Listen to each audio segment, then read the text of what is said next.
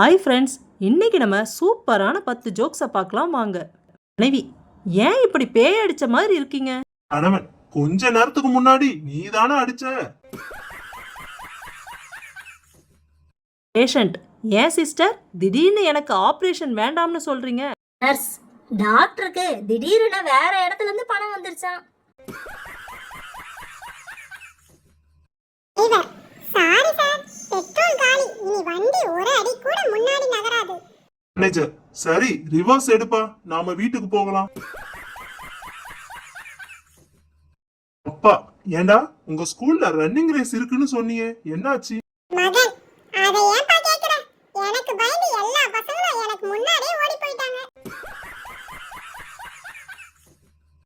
மனைவி, என்னங்க பட்டாசு வாங்க போறேன்னு சொல்லிட்டு வெடிச்ச பட்டாசையெல்லாம் பொறுக்கிட்டு வரீங்க?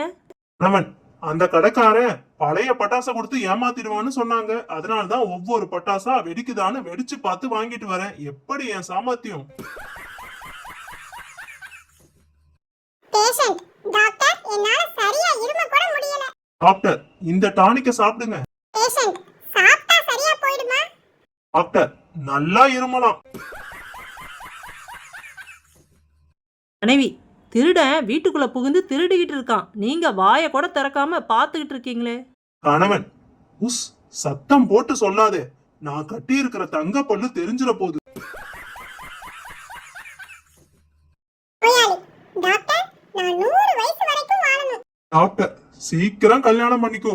நோயாளி, கல்யாணம் பண்ணா 100 வயசு வாழ முடியுமா டாக்டர்? டாக்டர், இல்ல 100 வயசு வாழணுங்கிற ஆசையே போயிடும்.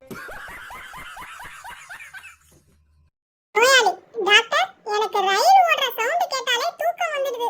டாக்டர், அதனால என்ன, அப்படியே ஒரு தூக்கம் போட்டுருங்க. நோயாளி, அப்ப ரயிலை யார் ஓட்டுறது டாக்டர்?